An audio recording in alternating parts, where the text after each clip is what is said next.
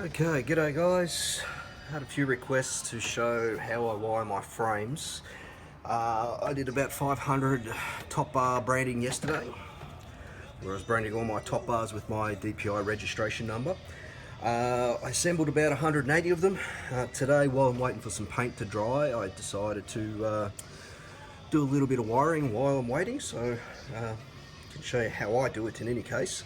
So we've got a wiring jig, a big 5 kilo spool of stainless steel wire that I use, so I get it in bulk. Little tip, I use a couple Elastoplast band-aids, so fabric ones, just to wrap around my index finger, and I'll show you why in a bit. When you're doing 150 of these in a day, you're just the tension of the wire can get a little bit sore on your finger. So this is just to help with that. So I use 2 per session. This is more of a preventative measure than an actual injury.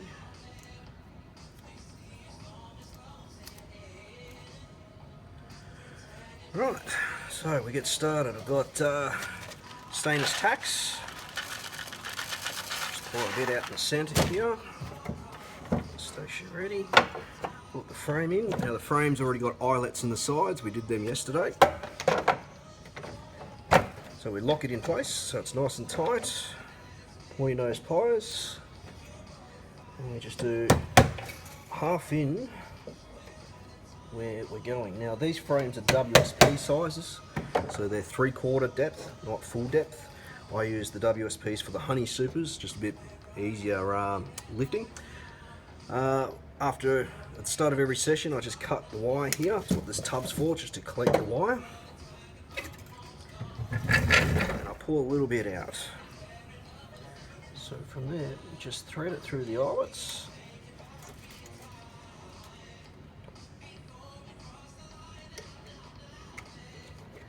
Some are easier than others. And this jig's got some rollers, so just to make it a little bit easier towards the end, so just wrap it over the roller.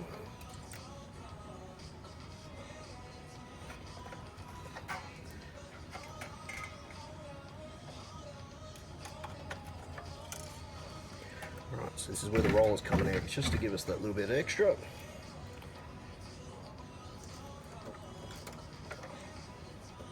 And then from there, this is where the not the elastic band, the band-aid helps, holding the wire. Just give it a few wraparounds and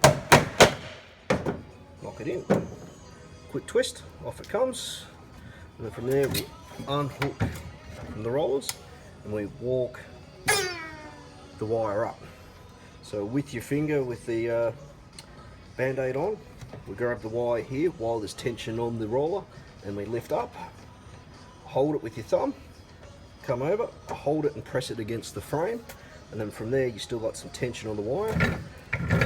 Now I give a lot of slack here because I found if I just give it a little bit, the wire actually bends over itself and it makes it harder for the next frame. So from here, just twist around, hold it in place, and twist. So that frame's done. We'll just make sure the tension's all the same. And that's it. So what I'll do is I'll go through and do a few of them, just so you can see what's involved.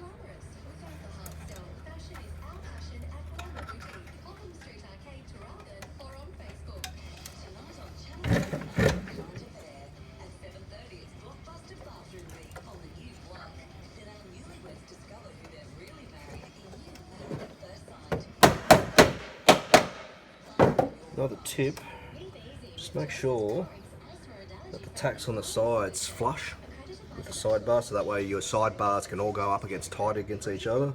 Otherwise you might get issues with bee spokes, cross combing.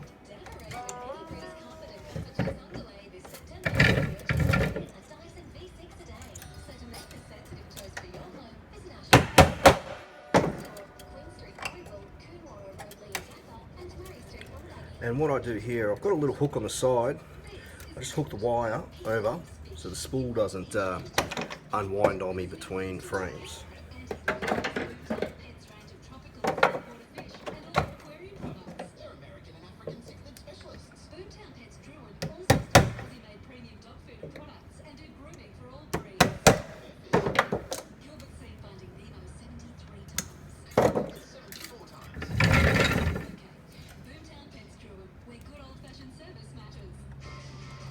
I like to give myself a good bit of slack at the start here.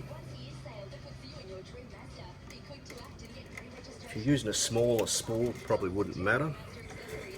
The big 5.9 kilo sucker can be a little bit difficult feeding it through.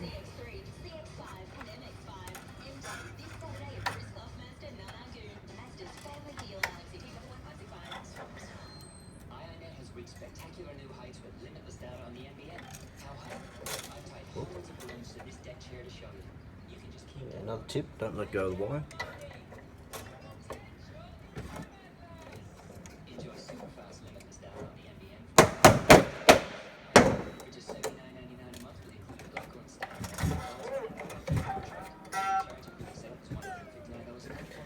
So what I do, instead of doing this on the bench where you're on your feet all day, I just made a little stand out of a few nuke boxes.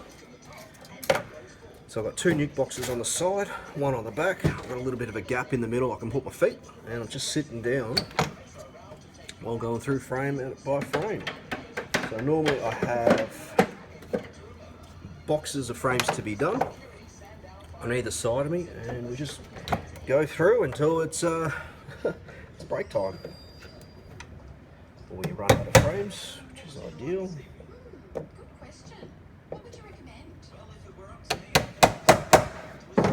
Yeah, getting a good quality frame does help. One with nice tight eyelets.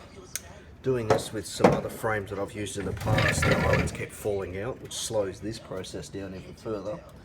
It's also very, very frustrating.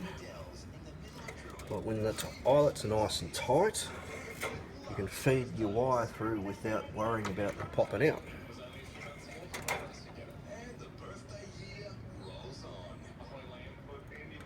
And all the eyelets do just acts as a little bit of a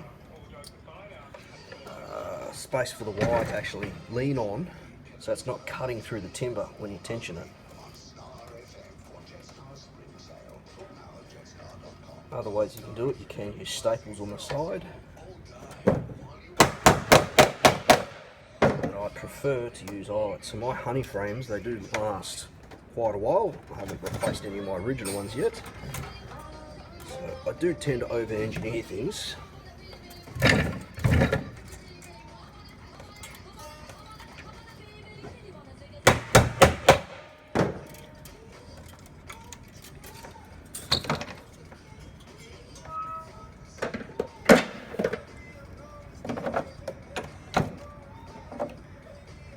So assembling frames are pretty straightforward. What I find most time consuming is the eyelets and the actual wiring itself.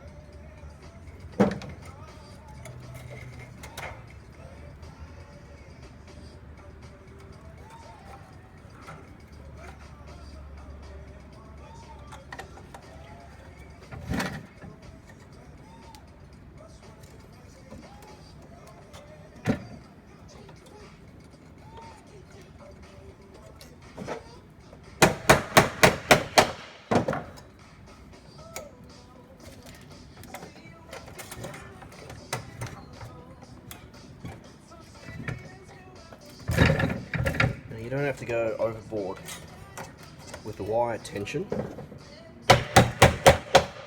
when you're walking it up. It's just got to be tight, but like tense, not super tight.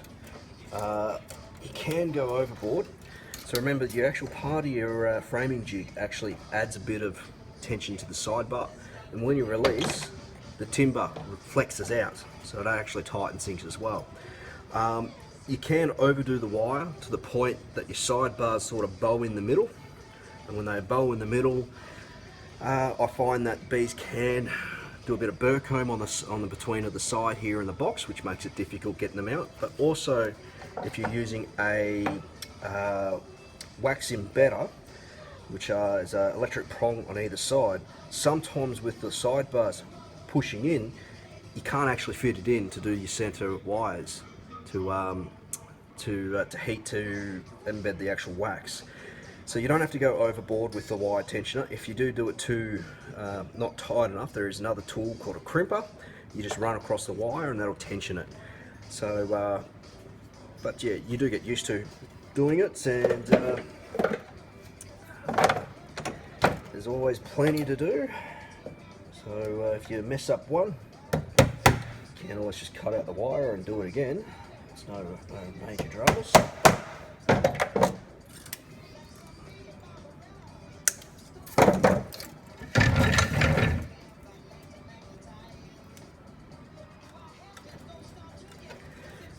So this is a good winter job. You're not working the bees themselves. But today, as I mentioned earlier, I'm actually painting boxes. I've run out of room to put any more boxes to paint. So while I'm literally waiting for paint to dry, might as well catch up on some other jobs. So being that spring has sprung, we need to add honey supers on our hives very soon. So the more that we get ready, the easier things will be when it's on a beautiful sunny day when we should be out working the hives. We'll have all the equipment all ready.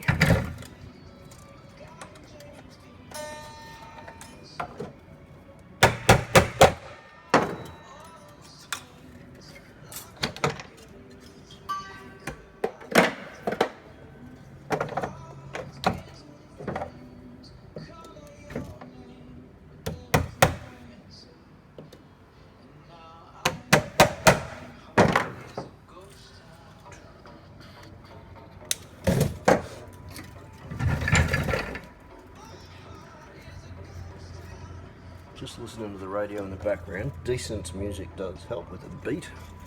You get the momentum going, and you can churn these out fairly quickly. What I have done in the past as well is in the evening, I'm doing this in the lounge room, just in front of the telly, sort of running in the background. But I will say, if you got carpet, you don't want these little offcuts of wire sticking in the carpet, because when you stand on them, you know about it. So, not really the best spot to do them.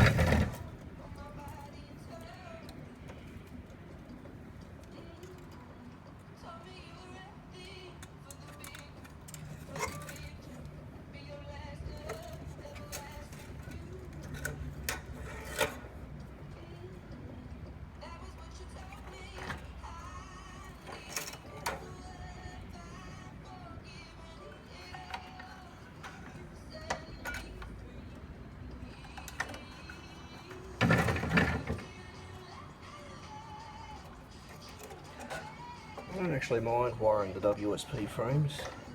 The deeps, you've got an extra row to do. Just takes that little bit extra time. But unfortunately we go through a lot of deeps due to the amount of nukes that we produce every year. I don't get to do many honey frames.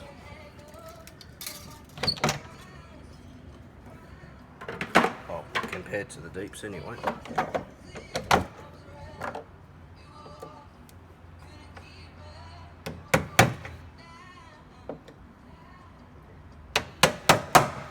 Now I used to do it by hand, holding the tacks, but when you start hitting yourself, yeah, using a pointy nose pair of pliers, yeah, makes that a lot easier, or faster anyway. When the tacks are fairly small,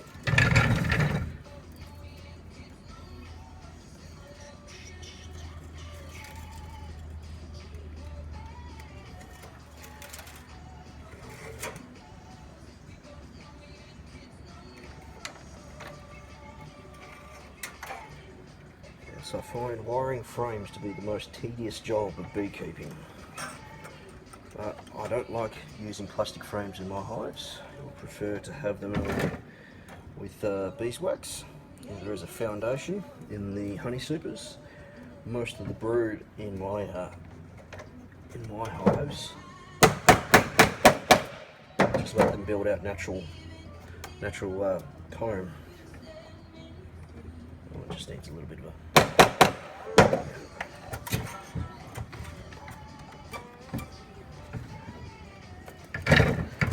but each to their own. There's pros and cons with everything.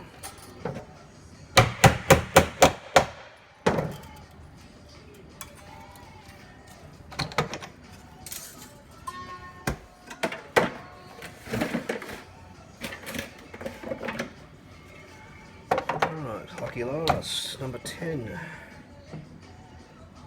Which means I'm running 10 frame boxes. Which is another reason I use WSP frames. Normal 10 frame box, you'd be lifting about 30-35 kilos of just honey. Whereas a WSP is lifting about 20-25 kilos. So it is a lot easier on the back when you don't have any lifting equipment. A lot of our hives are in backyards, so it's not like I can back an easy loader down and lift them up that way. I have recently invested in an electric hive trolley, which does greatly help. But we've also just hired some staff, which will be announced in some detail shortly as well. So we look at it as an occupational health and safety aspect as well. Lift in boxes, try and keep the weight down a little bit so we don't throw anyone's back out.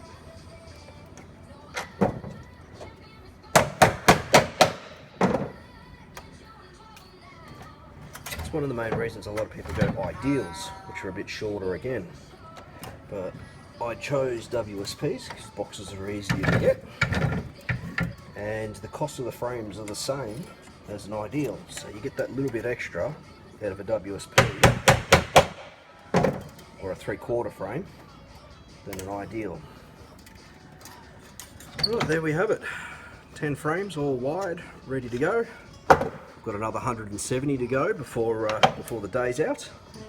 And then by then, paint should be dry enough and I'll be able to do another coat. Thanks for watching.